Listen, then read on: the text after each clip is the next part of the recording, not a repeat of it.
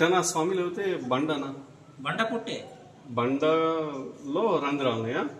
శివుడు కూర్చున్నాడు ఆన్నే, ఆ బండ మీద కూర్చుంటేనే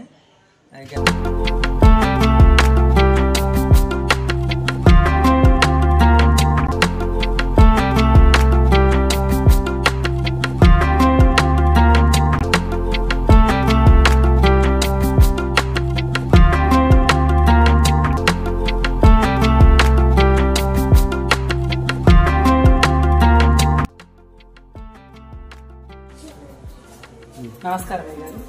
ఈ గుడి గురించి, గుడి ప్రత్యేకత గురించి ఈ ఏ సంవత్సరంలో నిర్మాణమైంది ఈ గుడి? 54 సర్పాలు అందులోకి వెళ్ళి తప్పించుకుంటూ చెంగట్ల నుంచి అడవి చివరికి వెళ్ళినాడు.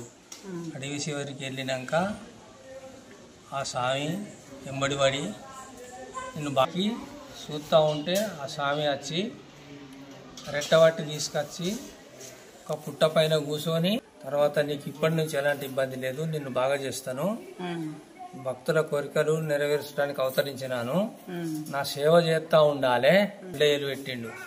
గుడ్డేలు పెడితే నడుము చుట్టూ పాములు చుట్టుకున్నాయి. నడుము మెడలు ఏకదమ్ము సవరెగైపోయినాయి. సవరెగైనాక ఆ బండ పైన స్వామి శివుడు కూర్చొని ఉన్నాడు. చూసే వరకు దేవుడు అని అనుకుంటలేడు. సవరెగైపోయింది నడుము. నీకేం కావాలనో కోరుకో అంటాడు. నాకేమద్దు అని చెప్తాడు. 3 సార్లు అడిగినా గాని నాకేమద్దు అని చెప్తాడు. అద్దన్న కొద్దిగా దేవుడు నవ్వుతా ఉన్నాడు. ఆ తర్వాత ఇక నా 10 రూపాయలు ఇయ్యని అడిగిండు. 10 రూపాయలు ఇయ్యని నా దగ్గర లేవు, మా అత్తగారి దగ్గర అడిగిస్తాను అని చెప్పిండు. ఇద్దరు కలిసి కొంత దూరం, ఇద్దరు జోడి పట్టుకొని కొంత దూరం పోయిన తర్వాత ఆ దేవుడు మాయమైండు. ఆడ శంకు ఊదిండు. శంకు ఊతే అడివంతా బండి ఆరనచ్చినట్టు అయింది.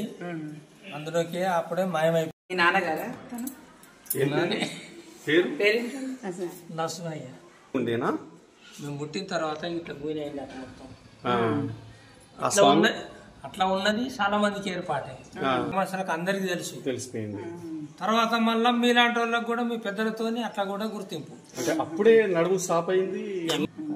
శివరాత్రి బాగా జరుగుతుంది ఉత్సవం, ఫుల్ జాతర జరుగుతుంది. Okay, thank you so much. మా చెల్లి ఎక్కడ